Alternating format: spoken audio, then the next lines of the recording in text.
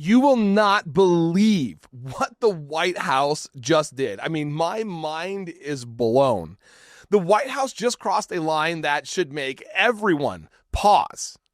I'm serious, okay? The White House just posted an arrest image of a Minneapolis protest organizer, and that image appears to have been digitally, with AI by the way, altered to make her look like she was crying.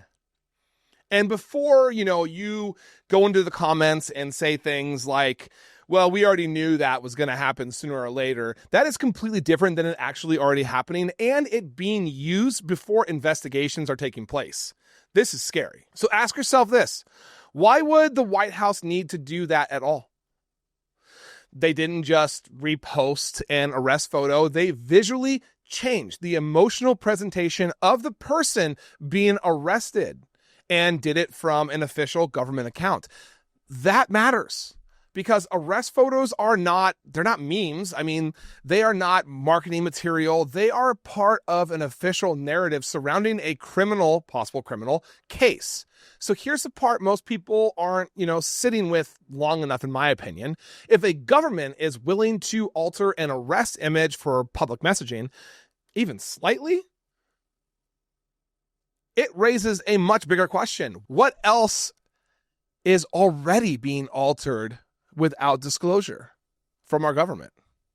This isn't about, proving that evidence was altered. It's about establishing that the boundary was crossed.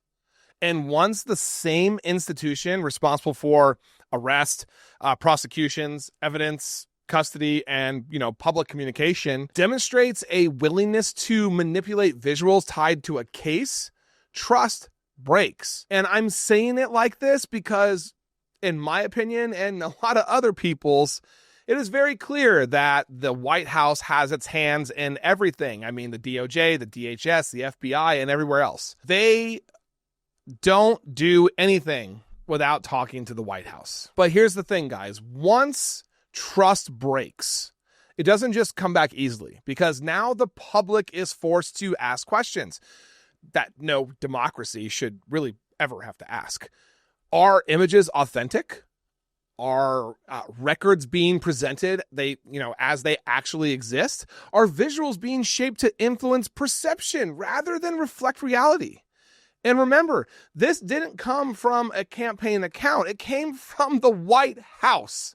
That's the difference. Okay. And here's where this gets even more dangerous. If the public becomes conditioned to accept altered images from official sources, then visual evidence itself starts to basically lose meaning completely. And once that happens, videos become suspect. I mean, let's be honest. Videos are already suspect, right? And, photos become questionable. Documentation will become, doubtful and political. And that's not how accountability works. That is how narratives replace facts. This isn't about one protest. It's about institutional credibility. Because when a government shows it's willing to adjust reality for optics, the next question is unavoidable. If they'll change how an arrest looks, what stops them from shaping how evidence is understood? That question alone should make everyone very uncomfortable.